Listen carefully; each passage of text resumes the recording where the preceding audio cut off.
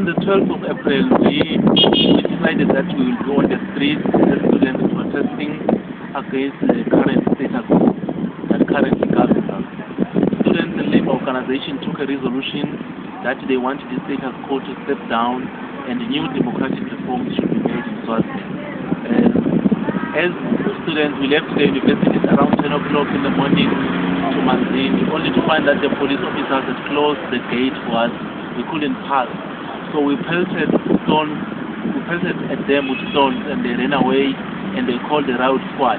When the riot squad came, they found that we already boarded the bus to Manzini, only to find that we were stopped by police at Msaleni, and they took us through a police truck to the Manzini regional headquarters, where they contained us for at least 30 minutes. They later brought us back to the university campus, and they closed the gate, and the armed police personnel guarded the gate so that we couldn't come out. So we stayed at the campus, demonstrated there, and the university had to close down because of that. A lot of our colleagues were arrested during that day.